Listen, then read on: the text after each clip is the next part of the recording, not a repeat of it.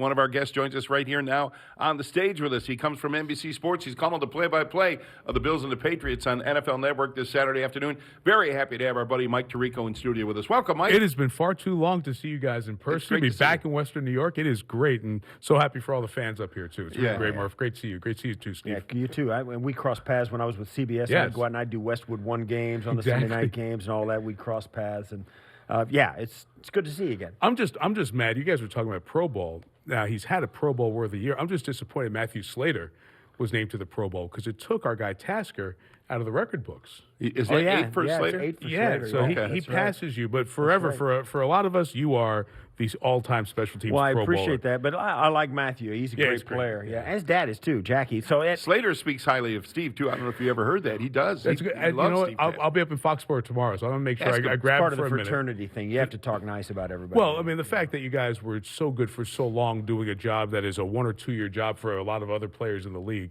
says all of that, and I mean that. And you mentioned the longevity.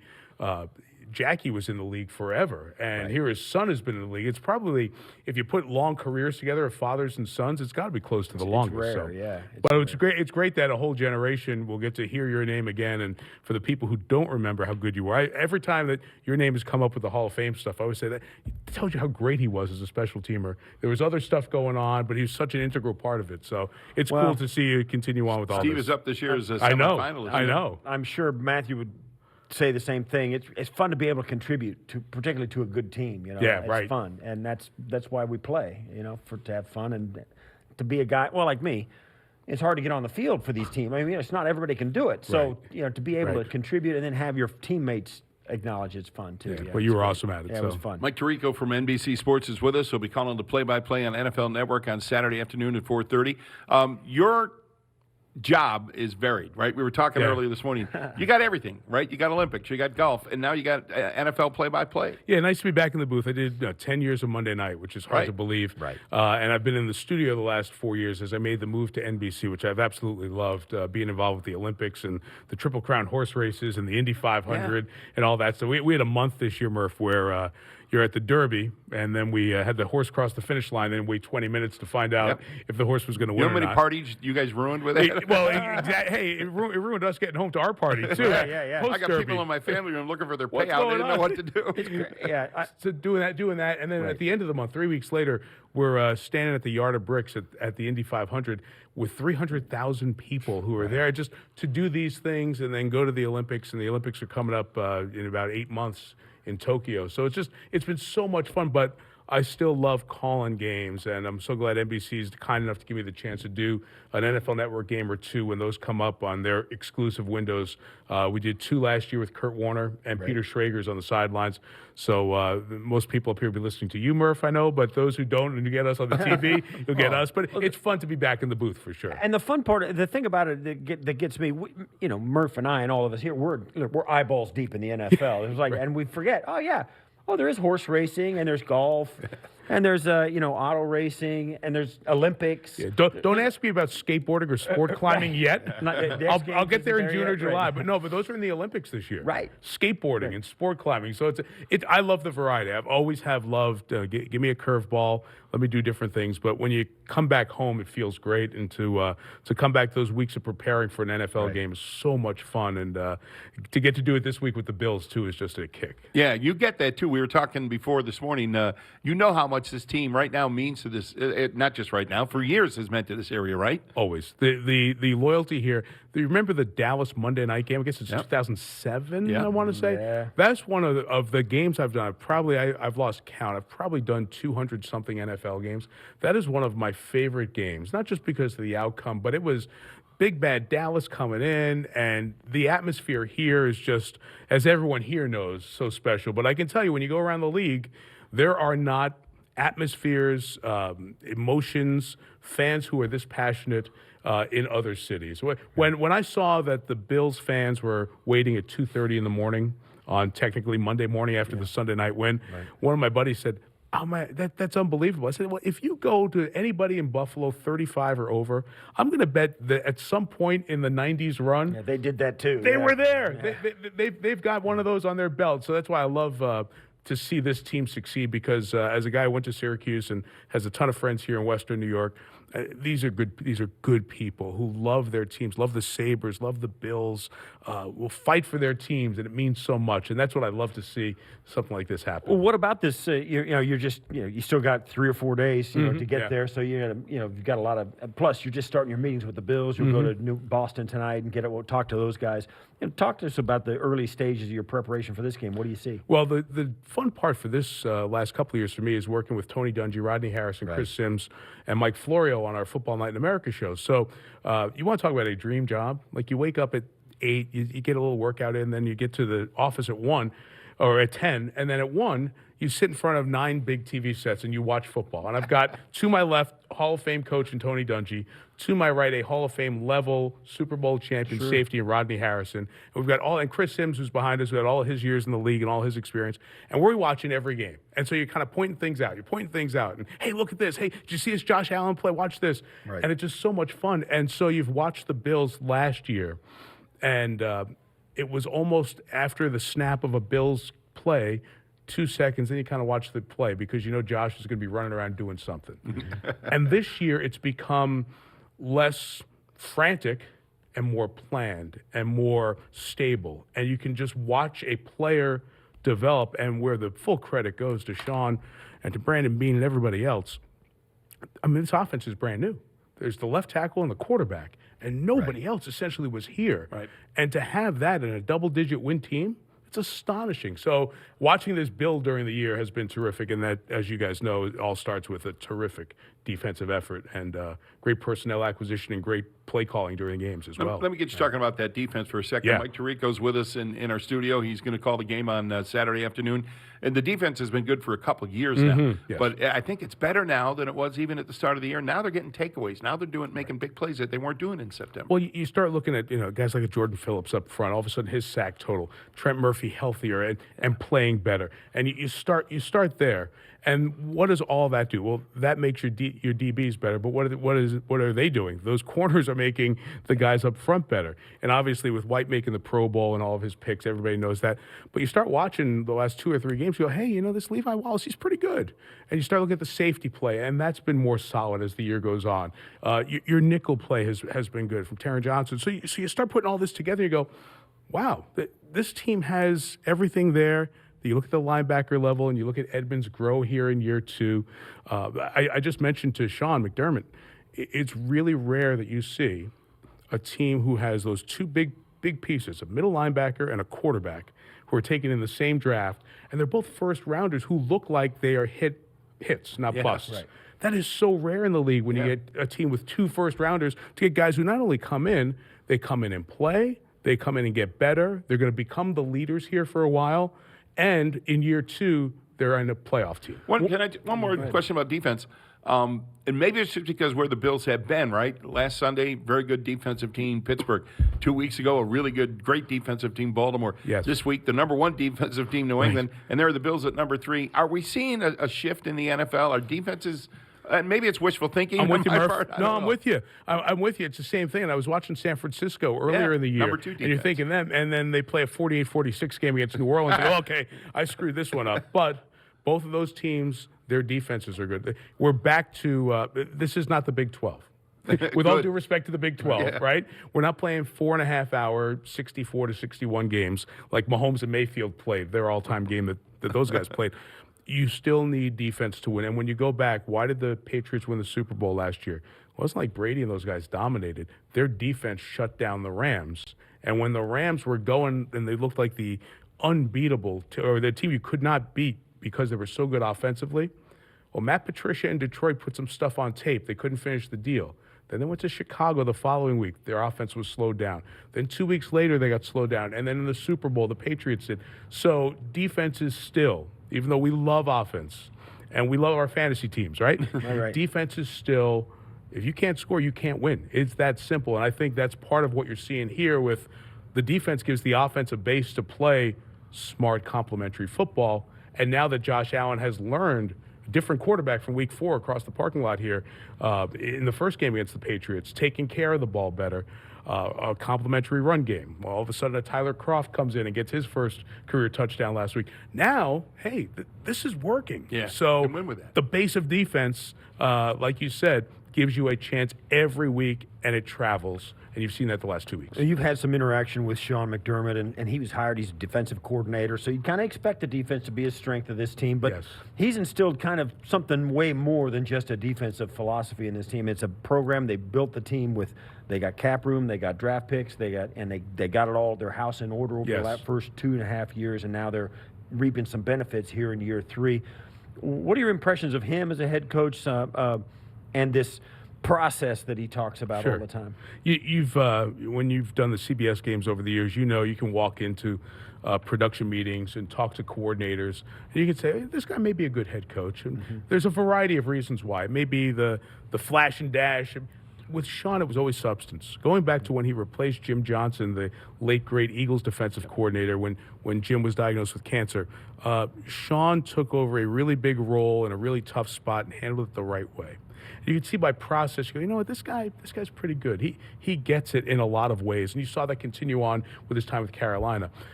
I think, as you know, Steve, coaches need to be leaders of men. They need to get up in front of 53, mostly alpha male individuals, and say something that's going to bind them together, right? You also need to be a right fit. Sometimes certain coaches don't work in certain places. I think Sean is both. I think he's a terrific leader of men, and I think Sean really has what it takes to fit this part of the world, this organization. He's the right guy to coach the Bills. So everything that he brings to the table from an XO standpoint, a leadership standpoint, just seems to fit. And what does that mean in terms of players? The right defensive veterans are in here now. The right veterans on both sides of the ball with the young guys who are coming in. So White and Edmonds have a leader on that side of the ball. The brilliance of Sean, the timeout against Pittsburgh, the second to last drive before the 4th down. Right. Showing coverage, timeout, come back out, bring the pressure, disguise a little bit. Duck has no place to go. He has to go somewhere quickly with the ball. Safety comes over and makes the pick. I mean, that's the XO stuff to go with the leadership and all the other stuff. So you got the right, at least I think you got the right guy. At least I hope you do, because when you travel around, there are a few that you meet that are as nice as Sean. We're sitting with Mike Tirico from NBC Sports. He's got the call of the game Saturday afternoon. You're on your way to New England after this. You'll meet with the Patriots. I heard a radio interview this morning here in Buffalo, Andy Hart from WEEI Radio in Boston, talking about Tom Brady, and it kind of shocked me. Look, I know Brady is not the old Brady. Right. But this guy, and I don't know him, and I'm not finding fault, but he's saying Brady is a liability now. He's not, hanging in there making plays. He's not interested in getting hit anymore. He's missing badly. He's chucking the ball to nobody just so he doesn't get hit. And I thought, is it that bad for Brady? I don't see it. I watched a couple games. I'm interested to sit tomorrow and just get a vibe for where they are, because you feel like the Bills usually, or the Patriots usually, late November, early December, they figure out what they're going to do. Yeah. You can almost guarantee that they'd be 2-2 and then 5-3, and all of a sudden you'd look up 7 weeks later and, oh, they're 12-3. They've won 8 in a row. They had that early in the season. Yeah. The competition, you go back and look, they haven't really beaten a lot of good teams. They were playing great defense early. And their defense is still really, really good. And you can see that on a week-in, week-out basis. But their offense is not winning games for them. What I'm curious about, I don't want to throw last week away necessarily against Cincinnati. The first half was a very competitive game. Some mistakes by Andy Dalton. Andy Dalton tried to throw at Gilmore. That's a mistake, twice. Yeah. And Gilmore made him pay, once with a pick six, another time with a pick. Right. What I'd like to see with New England is what's their dependable part of their offense. They used to be able, if they didn't have big plays, to ball control it. Edelman for 4, White out of the backfield for 6, and Gronk for a first down. Right. But now they don't have Gronk. So the thing Belichick loves to do is what? Take away what you do best. When you're on the other side of that, and you're taking away what New England does best, Edelman, White, after that, do you need to pay more attention to other guys? And that's the difference. Tom doesn't have time, and Tom doesn't have the people who are getting open in those tight windows. So that just magnifies maybe where a 41-year-old quarterback at this point is not as good as he once was. Do I ever think I would walk someplace where gambling's legal and bet 5 cents of Steve Tasker's money against New England? Not on your life. Yeah. Not on your life. They've got more rings than they have fingers on one hand. You're not going to go get. I'll be glad to. I was just saying this with Tiger too. I'll be glad to be wrong with those guys. You never bet against greatness, and you don't want to do that at this point. But there is not that feeling of, man, they're one game away from becoming a dominant force. Right. Yeah. So talk about this game and what it could mean. If the Bills were to go in, nip them at the end, steal a game, whatever you want to call it, and the Patriots don't lose, how big a shift? I mean, it's just one game. Yeah. But there is that feel that it's a little more than that. Well, it'll grab people's attention because if the Bills win this game, and I need to double check this, but I'm right here. New England will have lost to the top teams in the AFC. Yeah. Lost to Baltimore, lost to Kansas City, lost to Houston. Right. Lost to all teams with young mobile quarterbacks. Their defense has gotten everybody else. They've beaten a lot of inexperienced quarterbacks. But the young quarterbacks on that next level, where teams that have played well, they will have lost to all of them. That would certainly rattle everyone a bit in terms of their confidence, I think, in the Patriots going into the postseason. Now, because of the Week 17 and the tiebreak, it's likely that they'll beat Miami in Foxborough. And Bills fans are like, why couldn't this be the year that the Patriots go down their Week 17? You know, where the Patriots have struggled. We're not in the ruling past. out Fitz here, by the way. Right. That's the other thing. We talk about watching all the games on a monitor. At some point, every 5 minutes or 15 minutes, you look up, and Fitz has got the ball in one hand. He's running around. He's going to get smiling hit. through his face mask Exactly. and his beard. Yeah. And you're like, man, get down. Don't take a big hit. He gets up and he smiles and he taps the defensive guy on the shoulder. But you're right about not ruling them out. But if the Bills win this game, even as the 5 seed, the Bills are going to walk into any playoff game and feel really confident about their chances to win it. And the Patriots will have somebody walk in there, which could be the Bills again, by the way, and go, this isn't going to be as easy as we thought it would be. Plus, I think the bigger thing, if the Patriots lose this game, they likely have to play in week 1 of the playoffs and not get a bye. And that has been their magic. It's been their special sauce. But it's also been a big help to them. Just win 2 games, usually both at home, to get to the Super Bowl.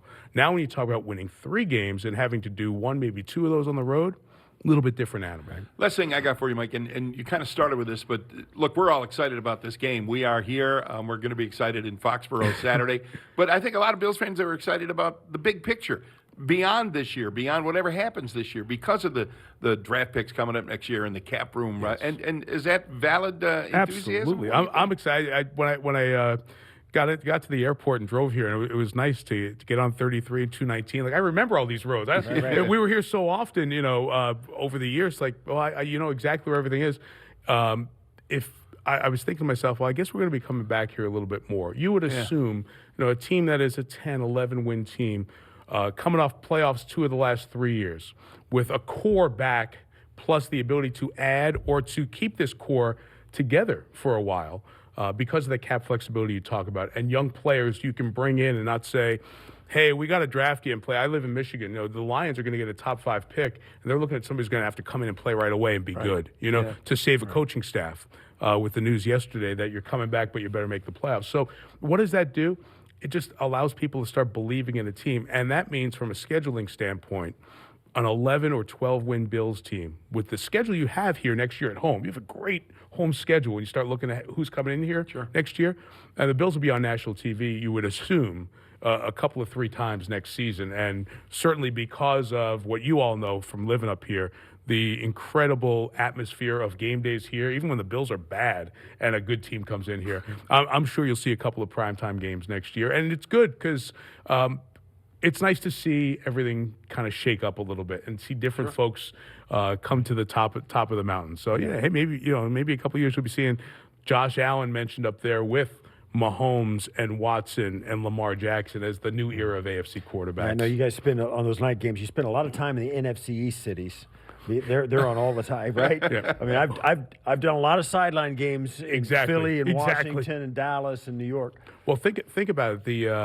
The one victory, yes, I forget which victory it was. It wasn't Philly, Washington. So let's see. Dallas's win over the Rams ensured that the NFC by 1 game avoided being the worst division since they reworked it in 2002. The division is so bad.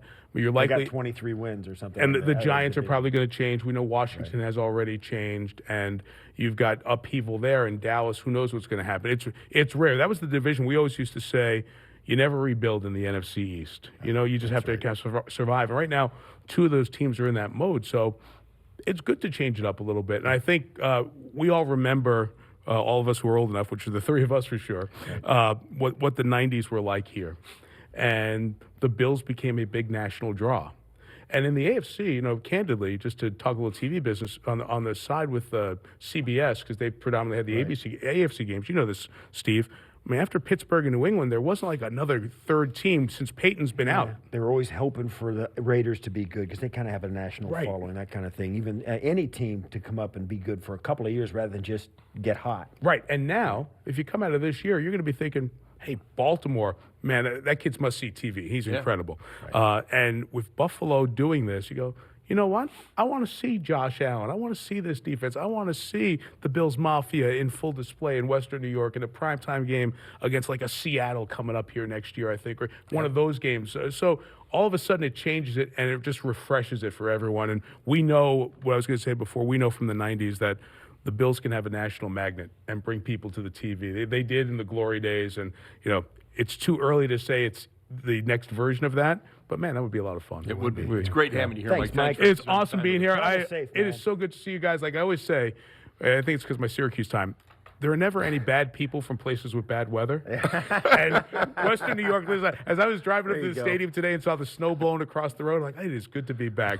Great seeing you too, Murph. So happy for you guys as Thanks, well. Mike. Thank Mike you, Tirico, pal. you can catch him Saturday in Foxborough, 4:30 p.m. on NFL Network. Mike Tirico from NBC Sports.